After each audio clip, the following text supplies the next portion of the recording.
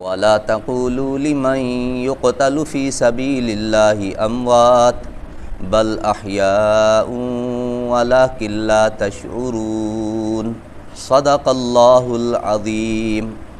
سورۃ البقرہ آیت نمبر 154 ہے۔ اللہ فرماتے ہیں وَلَا تَقُولُوا مت کہو لِمَن يُقْتَلُ فِي سَبِيلِ اللَّهِ جو اللہ کی راہ میں شہید کیا جائے، امواتن اسے مردہ مت کہو۔ جو اللہ کی راہ میں شہید کیا جائے، اللہ فرماتے ہیں اسے مردہ مت کہو، بل احیاء بلکہ وہ زندہ ہیں، وَلَٰكِن لَّا تَشْعُرُونَ لیکن تمہیں ان کی زندگی کا شعور نہیں ہوتا۔ یہ اللہ کی راہ میں جو شہید کیے جائے وہ زندہ ہیں، ان کو مردہ نہیں کہنا۔ ہاں جو زندہ ہیں ان کی زندگی کا ہمیں پتہ نہیں چلتا، ہم اور جہاں میں ہیں وہ اور جہاں میں ہیں۔ اس سے پیچھے صبر کا تذکرہ تھا۔ صبر اتنی پیاری اور عمدہ نیکی ہے۔ ایک روایت میں آتا ہے قیامت والے دن ہر نیکی کے بدلے کی کوئی نہ کوئی حد ہوگی، صبر ایک ایسی نیکی ہے جس کے بدلے کی کوئی حد نہ ہوگی، اور یہ صبر کی آخری حد ہے اللہ کی راہ میں شہید ہو جانا۔ اس سے بڑا صبر اور کوئی ہوتا ہے؟ اللہ کی راہ میں شہید ہو جانا یہ صبر کی آخری حد، اور یہ کتنی فضیلت والا عمل ہے۔ اللہ کی راہ میں شہید ہونا، جہاد میں شہید ہونا بڑی فضیلت والا۔ حضرت ابو سعید خدری رضی اللہ تعالی عنہ کی روایت ہے، وہ فرماتے ہیں حضور علیہ السلام نے ایک دفعہ فرمایا جو بندہ اللہ کے رب ہونے پر راضی ہو گیا، حضور کے نبی ہونے پر راضی ہو گیا، دین کے اسلام ہونے پر راضی ہو گیا، اس کے لیے جنت واجب ہو گئی۔ حضرت ابو سعید خدری کہتے ہیں میں نے عرض کیا حضور مکرر یعنی دوبارہ ارشاد فرمائے۔ حضور علیہ السلام نے یہی جملے دوبارہ ارشاد فرمائے، جو اللہ کے رب ہونے پر، حضور کے نبی ہونے پر، دین کے اسلام ہونے پر راضی ہو گیا، اس کے لیے جنت واجب۔ پھر حضور علیہ السلام نے ایک اور عمل بتایا، ایک اور عمل جس کی وجہ سے اللہ جنت کے 100 درجات بلند فرما دیتے ہیں۔ پوچھا گیا حضور وہ کون سا؟ میرے نبی علیہ السلام نے فرمایا جو اللہ کی راہ میں لڑا، جو اللہ کی راہ میں جس نے جہاد کیا، جس نے اللہ کی راہ میں جہاد۔ بڑی بات ہے اللہ کی راہ میں جہاد کرنا۔ ایک روایت میں آتا ہے جو ایک دن صرف اللہ کی راہ میں جس نے جہاد کیا، جس نے صرف ایک دن، اللہ اس بندے کو جہنم سے 7 خندقیں دور کر دیتے ہیں۔ ایک دن کا جہاد ہے صرف۔ اور یہ جو ہم نے روایت یاد کی ہوئی ہے نا کہ اللہ کی راہ میں ایک صبح لگا دینا یا ایک شام لگا دینا، دنیا و ما فیہا سے، لغدوۃ فی سبیل اللہ او روحۃ خیر من الدنیا و ما فیہا، یہ جہاد کے لیے، یہ جہاد کے لیے ہم تبلیغی حضرات یہ اپنے فضائل میں سناتے ہیں۔ اصل میں یہ جو اس کا شان ورود ہے وہ جہاد کے لیے۔ اللہ کی راہ میں ایک صبح لگا دینا، اللہ کی راہ میں ایک شام لگا، دنیا و ما فیہا سے بہتر۔ تو اللہ کیا فرما رہے ہیں؟ یہ جو اللہ کی راہ میں جہاد کرتے کرتے شہید ہو گئے، ان کو مردہ نہیں کہنا، یہ زندہ ہیں۔ دیکھیں ایک صورت اسلام ہے، ایک حقیقت اسلام۔ اسلام کی صورت تو ہم سارے بنائے ہوئے ہیں، لیکن ہمیں اسلام کی حقیقت اور روح حاصل نہیں۔ صحابہ کو یہ اسلام کی حقیقت اور روح حاصل تھی، ان کے لیے پھر یہ صبر کرنا مسئلہ نہیں تھا، اللہ کی راہ میں شہید ہونا مسئلہ نہیں تھا، اللہ کے راستے میں جہاد کرنا مسئلہ نہیں تھا۔ جتنے بڑے بڑے کام انہوں نے کیا ان کے لیے مسئلہ نہیں تھا۔ ایک صحابی کو دشمنوں نے پکڑ لیا، مشرکوں نے پکڑ لیا اور پکا تہیہ کر لیا، اسے پھانسی پہ اب لٹکاتے ہیں اور اس کے جسم کو نیزوں سے چھلنی کر دیں گے۔ ایک کسی مشرک کو شرارت سوجی، اس نے کہا اگر جس طرح تجھے پتہ ہے کہ ابھی ہم نے تجھے چھلنی کر دینا ہے اور تختہ دار پہ لٹکا دینا ہے، اگر کیا تیری جگہ حضور ہوں اور تجھے چھوڑ دیں، تجھے یہ بات گوارا ہے؟ اس نے کہا کیا کہہ رہا ہے؟ مجھے اپنا جسم چھلوی کروا دینا اور میں خود اللہ کی راہ میں کٹ جاؤں، یہ میرے لیے بہت آسان ہے۔ میں حضور کے پاؤں کے تلووں میں ایک کانٹا چبھنا بھی برداشت نہیں کرتا، تو کہتا ہے میں میری جگہ پہ حضور آ جائے، لٹکا دے، تجھے چھوڑ دے۔ کیا تھا؟ انہیں حقیقت اسلام حاصل تھی، ان کو یہ بات گوارا نہ تھی۔ اللہ اکبر۔ اور جو اللہ کی راہ میں اصل جہاد تو یہی ہے نا، جو بادشاہ اسلام ہے، جو مسلمانوں کا بادشاہ ہے، اس کی معیت میں، اس کی سرکردگی میں، اس کے ساتھ مل کے جو لوگ جہاد کرتے ہوئے اللہ کے دین کو بلند کرنے کی خاطر، اللہ کو راضی کرنے کی خاطر جہاد کرتے کرتے شہید ہو جائے، یہ سب سے اعلیٰ درجہ ہے شہادت کا۔ اور پھر یہ بھی شہادت ہوتی ہے کہ کوئی بندہ، کوئی دشمن کسی بندے کے گھر گھس گیا، عصمت دری کرنا چاہتا تھا، عزت تار تار کرنا چاہتا تھا، یہ بندہ اپنی بیوی کی، اپنی بہن کی، اپنی بیٹی کی عزت بچاتے بچاتے شہید ہو گیا، مارا گیا، یہ بھی شہید ہے۔ کوئی بندہ اپنے مال کا دفاع کرتے کرتے لڑا، مارا گیا، یہ بھی شہید ہے۔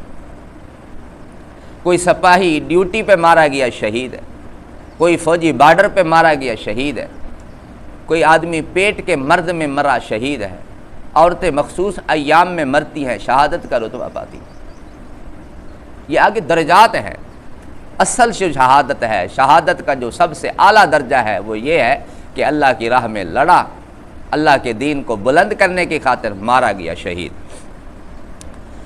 اور جو شہیدوں کی روحیں ہوتی ہیں، روایت میں آتا ہے سبز پرندوں کے پپوٹوں میں، سبز پرندے ان کے جسم ہیں، ان کے اندر یہ منتقل کر دی جاتی ہیں، یہ جنت میں جہاں چاہتی ہیں گھومتی ہیں، پھرتی ہیں۔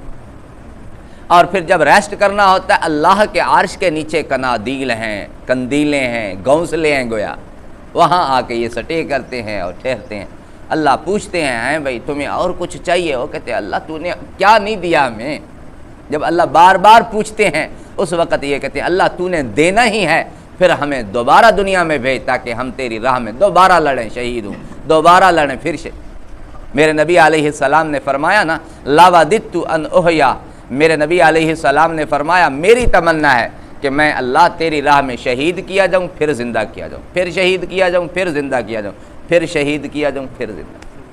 شہید کی سب سے بڑی تمنا قیامت والے دن یہی ہوگی اللہ مجھے دوبارہ دنیا میں بھیجے، میں اللہ کی راہ میں شہید کیا جاؤں، کیونکہ اللہ کی راہ میں کٹنے میں مزہ ہی اور ہے۔ لیکن یہ تب ہے جب عشق کامل ہو۔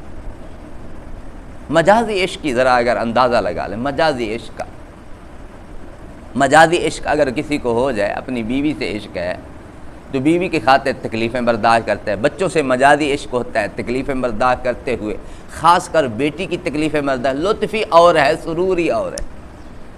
اور جس اللہ سے جب محبت ہو جائے تو پھر اس اللہ سے، اللہ کی راہ میں تکلیفیں، پھر اللہ کی راہ میں کٹنا، اس کا جو سرور اور مزہ ہے وہ تو اس کی انتہا نہیں۔ اللہ اکبر۔ وَلَا تَقُولُوا، اللہ فرماتے ہیں مت کہو لِمَن يُقْتَلُ، اس کو جو اللہ کی راہ میں شہید کیا جائے، مردہ۔ دیکھیں اللہ نے یہ کنیکشن جوڑ دیا، دنیا میں ہمیں جو سزا ملتی ہے یا ویسے جو ہمیں تکلیف پہنچتی ہے، بظاہر اس کے لیے جسم استعمال ہوتا ہے۔ جو چور چوری کرتا ہے اس کا ہاتھ کٹتا ہے نا، جسم استعمال ہوا۔ جو زنا کرتا ہے اس کو 100 کوڑے لگتے ہیں، جسم پہ لگ رہے ہیں، لیکن کیا ہوتا ہے، لگ تو جسم پہ رہے ہوتے ہیں، احکامات کا تعلق ہوتا ہے جسم کے ساتھ، لیکن روح متاثر ہوتی ہے کہ نہیں، پتہ چلتا ہے نا ایک دفعہ۔ ایسے ہی عالم برزخ میں جب انسان کو راحت ملتی ہے، انسان کو جب تکلیف ملتی، اصل میں وہ ملتی روح کو ہے۔ مرنے کے بعد جو احکامات کا تعلق اب روح کے ساتھ، اب روح عیش میں ہے، اب روح تکلیف میں ہے۔ جس طرح دنیا میں احکامات کا تعلق جسم کے ساتھ، لیکن روح متاثر ہوتی تھی، روح کو پتہ چلتا تھا۔ مرنے کے بعد احکامات کا تعلق روح کے ساتھ، جسم کو بھی پتہ چلے گا تکلیف کا، جسم کو بھی پتہ چلے گا انعامات کا، سکون کا، اور اللہ کے لیے کوئی مشکل نہیں۔ ہم سنتے ہیں نا مرنے کے بعد روح علیین میں چلی جاتی ہے، سجین میں چلی جاتی ہے، پھر کوئی اعتراض کرنے والے اعتراض کرتے ہیں جی پھر قبر میں سوال جواب کہاں، یہ کیا طریقہ ہے؟ پھر بھئی ایسے ہی ہے جیسے دیکھیں سورج کتنا دور کھڑا ہے، اس کی حرارت زمین پہ، چاند کتنا دور ہے، اس کی روشنی زمین پہ۔ اعلیٰ علیین میں اگر روح ہے، اس کا تعلق میرا رب اس کا جسم کے ساتھ جوڑ سکتا ہے، زمین کے ساتھ، اللہ کے لیے کوئی مشکل نہیں ہے۔ وہ سجین میں ہے، اس کے روح کا کنیکشن جسم کے ساتھ ہے، اللہ کے لیے کوئی مشکل نہیں۔ تو جو شہید ہے اس کی روح اگرچہ سبز پرندوں کے پپوٹوں میں جنت میں گھوم پھر رہی ہے، لیکن اس کی روح کا تعلق اتنا قوی ہوتا ہے جسم کے ساتھ، اللہ کہتے ہیں گویا زندہ ہے، ان کو مردہ ہی نہ کہو۔ دوسری جگہ بھی میرے رب نے فرمایا کہ یہ جو اللہ کی راہ میں شہید ہو جائیں، ان کو مردہ نہ کہو بلکہ زندہ ہیں، بل احیاء عند ربہم یرزقون بھی آیا، بلکہ یہ اپنے رب کے ہاں رزق بھی پاتے ہیں، اللہ ان کو کھلاتے پلاتے بھی ہیں۔ اور پھر جو انبیاء کے جسم ہیں، پھر جو انبیاء اس دنیا سے رخصت ہوتے ہیں، انبیاء کو جو عالم برزخ کی حیات ملتی ہے وہ شہداء سے بھی زیادہ قوی، شہداء سے بھی زیادہ طاقت والی حیات ملتی ہے۔ یہ تو فتنہ کھڑا ہو گیا نا کہ انبیاء چلے گئے اس دنیا سے، وہاں یہ مردہ ہیں، مر گئے ہیں جی، ان کی قبر ہے، قبر میں کون ہوتا ہے، مردہ ہے، طرح طرح کی باتیں کرتے ہیں۔ بھائی اللہ نے جب شہیدوں کے بارے میں فرمایا کہ جب اللہ کے جو اللہ کی راہ میں شہید ہو جائیں انہیں مردہ نہ کہو، انبیاء کو ہم مردہ کہہ سکتے ہیں؟ ٹھیک ہے ان کا ایک اس عالم سے، عالم دنیا سے ان کا انتقال ہو گیا، کہہ نہیں سکتے۔ اور میرے نبی علیہ السلام نے فرمایا، میں معراج والی رات جب جا رہا تو موسیٰ کو میں نے قبر میں کھڑے ہو کر میں نے نماز پڑھتے دیکھا۔ اور حضور علیہ السلام کی روایت واضح، الانبیاء احیاء فی قبورہم یصلون، انبیاء اپنی قبروں میں زندہ ہوتے ہیں، نماز بھی پڑھتے ہیں، کیونکہ ان کی حیات شہداء کی حیات سے بھی زیادہ قوی، زیادہ طاقت والی۔ لہذا اس فتنے سے بھی اپنے آپ کو بچائیں۔ جو قرآن و سنت کی روشنی سے ہمیں احکامات کا پتہ چل جائے ہم انہی کے مطابق زندگی گزاریں۔